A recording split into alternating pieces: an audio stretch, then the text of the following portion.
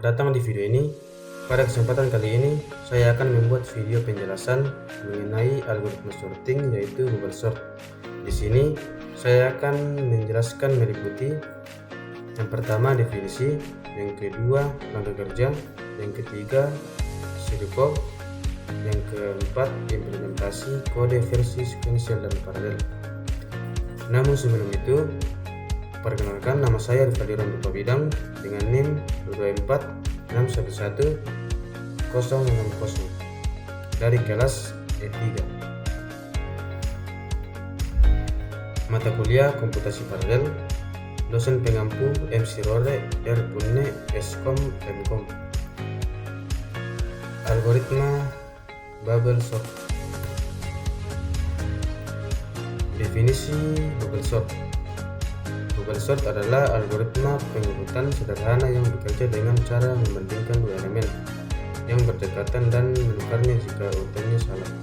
Proses ini dilakukan berulang-ulang sampai seluruh data berada dalam urutan yang benar. Kemudian, langkah-langkah kerja Google Sort. Yang pertama, menentukan jumlah elemen n.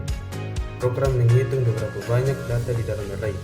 Artinya, program menghitung beberapa banyak data yang akan diurutkan. Yang kedua, melakukan perulangan dari elemen pertama hingga elemen terakhir. Log I, setiap iterasi akan menempatkan satu elemen terbatas ke posisi akhirnya. Artinya itu, ini adalah putaran besar yang mengatur beberapa kali proses pengurutan harus diulang. Yang ketiga, melakukan perulangan membandingkan elemen yang berdekatan. Log J, setiap elemen dibandingkan dengan elemen di sebelah kanannya. Artinya itu, di dalam setiap putaran, program membandingkan pasangan elemen satu persatu. Yang keempat, membandingkan dua elemen ARRJ dan ARRJ plus 1. Jika elemen kiri lebih besar dari elemen kanan, berarti posisi mereka salah. Artinya, program mengecek apakah posisi dua angka ini sudah benar atau belum. Dan yang kelima, menukar dua elemen tersebut jika ARRJ ke ARRJ plus 1. Proses pertukaran ini membuat elemen terbesar menyelembung ke ujung kanan. Artinya, jika angka sebelah kiri lebih besar dibandingkan angka sebelah kanan, keduanya ditukar supaya lebih kecil berada di kiri. Dan yang keenam, mengulang proses hingga tidak ada lagi pertukaran setelah beberapa iterasi semua elemen berada dalam urutan yang benar. Artinya itu, proses dilakukan berkali-kali sampai tidak ada lagi angka yang perlu di swap. Data sudah benar-benar urut. Dan yang ketujuh, mengembalikan array yang sudah terurut. Hasil akhir adalah daftar data yang terurut dari kecil ke besar. Artinya, program mengirimkan hasil akhir berupa daftar angka yang sudah tersusun dari kecil ke besar. Oke, kemudian kita masuk ke nomor 3, pseudocode. Jadi saya akan menjelaskan pseudocode-nya satu persatu. Jadi n sama dengan panjang array A, artinya menghitung beberapa banyak elemen di dalam array A. Kemudian for I dari 0 sampai N2, artinya blok luar digunakan untuk menentukan berapa kali proses pengelembukan elemen besar ke belakang akan dilakukan, dijalankan sebanyak N1 kali.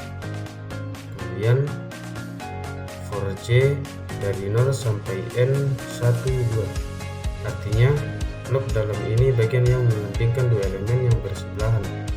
Angka N1I membuat proses semakin pendek setiap kali karena elemen terbesar sudah berada di posisi benar pada akhir array. Kemudian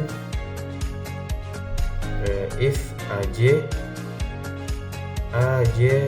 plus 1, artinya jika elemen di posisi lebih besar daripada elemen di posisi J plus 1.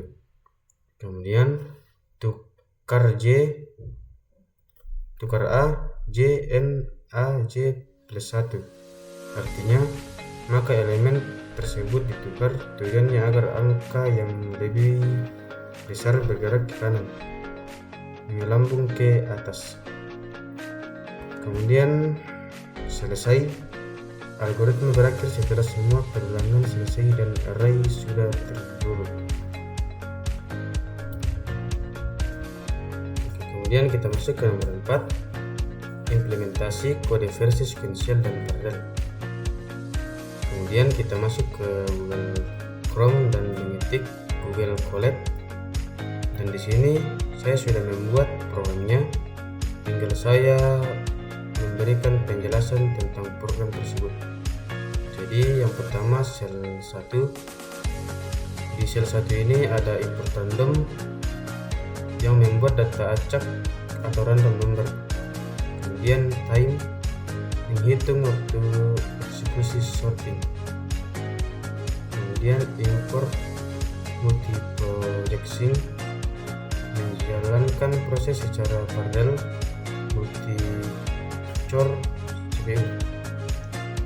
Kemudian matplotlib ini membuat grafik perbandingan waktu. Kemudian kita masuk ke sel 2.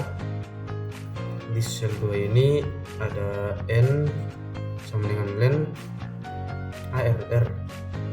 Ini mengambil jumlah elemen dalam list. Kemudian for i in range n1. Ini log dari 0 sampai n2. Setiap iterasi membuat elemen terbesar menyambung ke belakang. Kemudian for j in range n1 eli1. Log pembanding antar elemen, batasnya makin mengecil karena elemen terbesar sudah di belakang. Kemudian if rj arrj plus 1 ini, jika elemen kiri lebih besar dari elemen kanan, maka tukar posisi. Kemudian yang bagian ini proses penukaran sweep. Kemudian return arr ini mengembalikan array yang sudah terurut. Kemudian ke sel 3. Di sel 3 ini ada data sama dengan random ref id 1999 for in range 30.000. Ini membuat 30.000 data random antara 1 sampai 99.000. Kemudian bagian ini menampilkan jumlah data dan 15 data pertama. Kemudian start sama dengan time, sequential sort sama dengan bubble sort. Ini menghitung waktu eksekusi, start waktu sebelum sorting, end waktu setelah sorting. Kemudian masuk ke bagian ini selisih waktu, total eksekusi bubble sort. Kemudian ke bagian ini print data setelah proses sorting. Ini menampilkan 10 data pertama setelah diurutkan plus waktu eksekusi. Kemudian kita ke sel 4. Jadi ada sel 4 ini ada def parallel. Bagian def parallel berdasarkan ini menghitung ukuran pembagian data berdasarkan jumlah proses. Jika data 30.000, 4 proses, 7.500 data per proses. Kemudian bagian with multiprojection ini membuat full multiprocess. Setiap sub akan disorting paralel menggunakan metode sort, dan full map menjalankan metode sort pada setiap sub secara bersamaan. Kemudian bagian margin ini menggabungkan semua sak yang sudah diurutkan. Yang terakhir bubble sort market ini setelah digabung data belum benar-benar terurut, maka dilakukan bubble sort final untuk mendapatkan hasil. Kemudian kita masuk ke sel 5. Bagian print ini menampilkan data awal, dan bagian start sama dengan time ini mengukur waktu eksekusi sorting per hari. Dan bagian par time sama dengan n start ini, dan print data setelah proses sorting dan parallel sorted 10. Bagian ini menampilkan hasil dan waktu eksekusi parallel. Kemudian kita masuk ke sel 6. Bagian bersama dengan ini membuat grafik perbandingan waktu eksekusi, dan masuk ke bagian ini print kesimpulan. Program menampilkan yang pertama waktu sequential, dan yang kedua waktu paralel, dan yang ketiga mengambil kesimpulan mana yang lebih cepat. Baik, demikian penjelasan saya mengenai perbandingan bubble sort versus sequential dan parallel. Selanjutnya saya akan menunjukkan hasil dari program yang telah saya jelaskan. Pertama, ini hasil eksekusi bubble sort secara sequential. Berikut terlihat dari awal sebanyak 30.000 angka acak. Setelah menjalankan fungsi bubble sort, data tersebut berhasil diurutkan dari yang terkecil menjadi besar. Di bagian bawah ini terlihat waktu eksekusi bubble sort versi sequential, yaitu detik, karena bubble sort bekerja dengan membandingkan elemen satu persatu. Proses sequential membutuhkan waktu yang cukup lama. Kemudian berikut adalah grafik perbandingan waktu antara bubble sort, sequential, dan parallel. Batang pertama menunjukkan waktu eksekusi sequential, dan batang yang kedua menunjukkan waktu eksekusi paralel. Dari grafik ini dapat kita lihat bahwa pilih sesuai hasil.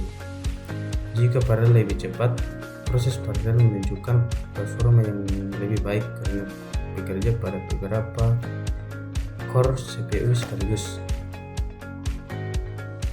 Jika sequential lebih cepat, bubble sort bukan algoritma yang cocok untuk paralel karena pembagian datanya tidak efisien. Kemudian kesimpulannya,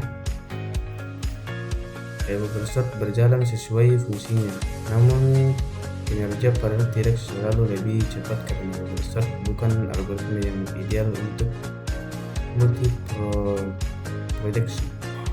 Meskipun demikian, percobaan ini berhasil memperlihatkan perbedaan konsep antara eksekusi sequential dan paralel. Demikian hasil analisis dan pengujian yang dapat saya sampaikan. Terima kasih atas perhatian teman-teman. Demikian penyampaian penjelasan saya. Semoga video ini dapat memberikan gambaran yang jelas mengenai perbedaan eksekusi sequential dan paralel pada algoritma bubble sort. Terima kasih dan sampai jumpa dalam video berikutnya.